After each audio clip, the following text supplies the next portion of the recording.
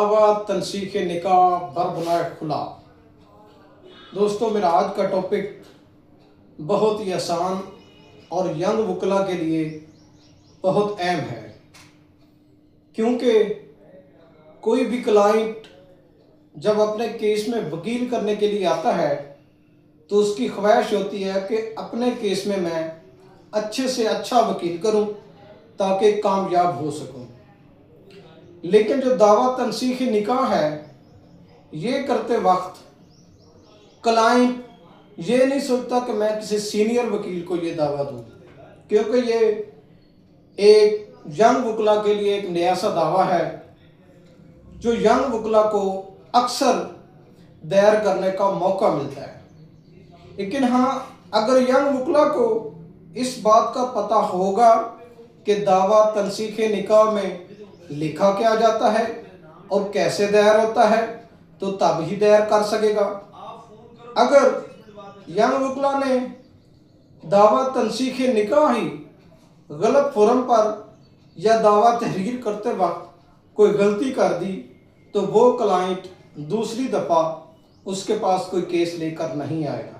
और हाँ, अगर आपको दावा तनसीख निकाह पर पूरी अबूरियत हासिल है और आप क्लाइंट को बुक करने के फ़ौरन बाद अपने क्लर्क को बुलाकर दावा तनसीख निकाह लिखवाना शुरू कर देते हैं और अच्छे अल्फाज का चुनाव करते हैं, तो क्लाइंट आपसे बहुत मुतअस्सर होगा और इंशाल्लाह वो नेक्स्ट आपके पास कोई अच्छे से अच्छा केस लेकर आएगा।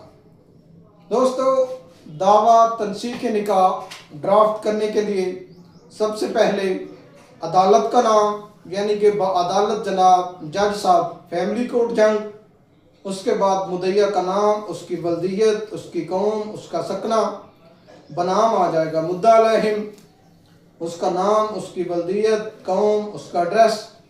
नीचे हम लिखेंगे दावा तनसीख निकाह बरबनाए खुला। नीचे आ जाएगा जनाबे अला मुद्दईया हस्ब झैल आरिज़ है।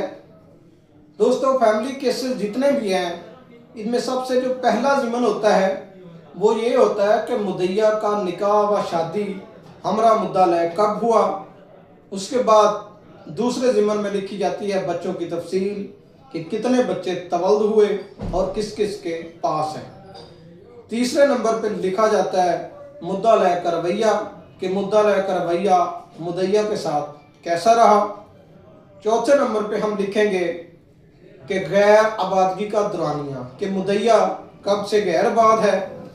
पांचवें ज़िमन में हम लिखेंगे तलाक की वजह कि किस बुनियाद पर मुद्दईया मुद्दा लय से तलाक हासिल करना चाहती है। आगे जो छठा ज़िमन है वो बहुत अहम है। दोस्तों, मैं आपको एक बात बताना चाहता हूँ कि ड्राफ्टिंग में कुछ फैक्ट्स होते हैं और कुछ लॉ के मुताबिक ज़िमन तहरीर किए जाते हैं। ज़िमन नंबर 6 में हम लिखते हैं ज़रूरत दावा कि दावा दायर करने की मुझे ज़रूरत कब महसूस हुई। 7वें ज़िमन पे लिखा जाता है बिनाए दावा, यानी कि काज ऑफ एक्शन कि बिनाए दावा कब और कैसे पैदा हुई। 8वें ज़िमन पे हम लिखेंगे इख्तियार समाअत कि जो दावा हम अदालत में कर रहे हैं, क्या इसका इख्तियार समाअत इस अदालत को है। ये ना हो कि हम मुद्दईया की रहायश किसी दूसरे ज़िले की लिख दें और दावा किसी और डिस्ट्रिक्ट में कर दें। इसलिए इख्तियार समाअत अदालत का होना ये ड्राफ्टिंग में साबित किया जाता है, यानी कि मुद्दईया जंग की ही रहायशी है और जंग में ही दावा दायर कर रही है। उसके बाद जो लास्ट ज़िमन है वो है कोर्ट फीस का।